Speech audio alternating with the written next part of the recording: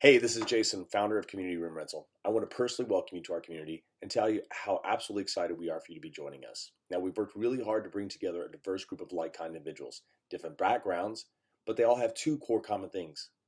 One is that they have goal-directed persistence. These are all achievers in their own way. Now, these are people who understand that as you're going after your goals, there's this thing called life that loves to get into the way.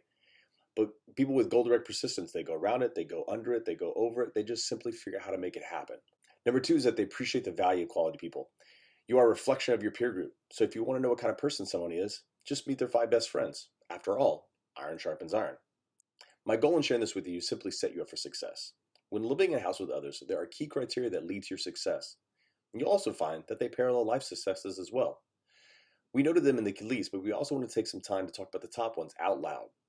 The first one is to be a good friend. We all heard as kids that if you want to have good friends, you got to start by being a good friend. In other words, treat others the way that you'd like to be treated. Reacting in anger with petty action will only be harmful to you as well as damage your relationship.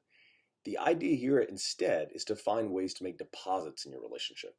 At some time, you'll want to make some withdrawals. Therefore, you'll want to take some time to build up some goodwill with that person. Again, just like real life. Next, expect conflict to happen. Nobody gets along 100% of the time.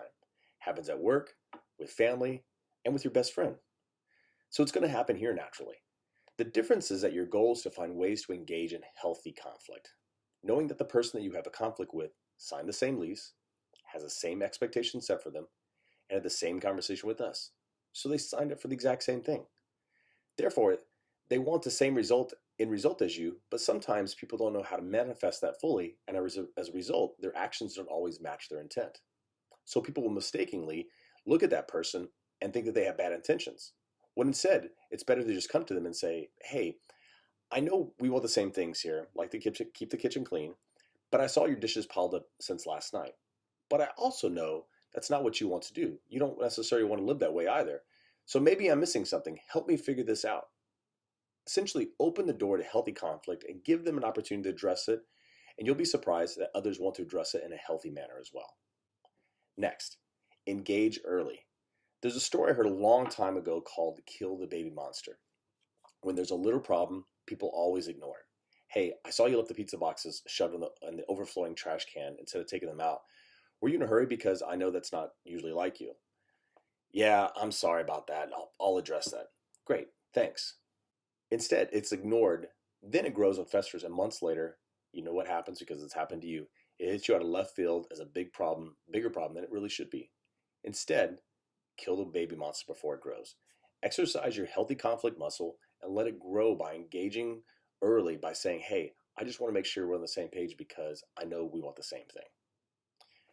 Next, escalate is last resort.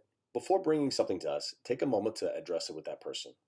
If you come to us, we'll resolve it, but you miss the opportunity to really engage with each other in healthy conflict about the topic at hand. And healthy conversation only brings people closer together.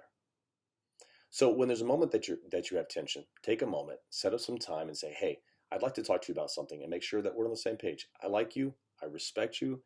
Here's what I didn't quite understand, but I know that you have best intentions. So help me figure this out. What am I missing here? Do that on your own before trying to escalate, and you'll find that 99% of the problems can be resolved as long as you both engage in the proper level of healthy conflict. Next, be the agent of change. Here's the good news. This is a dynamic, fluid environment. There's a lot going on, not only in your house, but also activities with the greater community. Don't always expect people to knock on your door. Set up your own game nights, set up family dinner, have a movie night. Baseline is everyone there wants to be a good friend. And if somebody's waiting for everyone else to initiate hanging out, well, chances are nobody will. Be the agent of change here and set up something in advance as everyone there is looking for a friendly engagement. Now, those are the most important things about living in a group home and a co-living space that we found makes you successful in doing so. We share this with you only to simply set you up for success. And we hope that you take this to heart and run with it within your own house. In return, your internet is your street name, and the password is Awesomeness. If you have any problems with that, just give us a call or text us directly and we'll help you out. And that's Awesomeness with a capital A. I welcome you to our great community and look forward to you joining us in our mini events weekly events, or even our macro events where we bring all the houses together. Have a great day.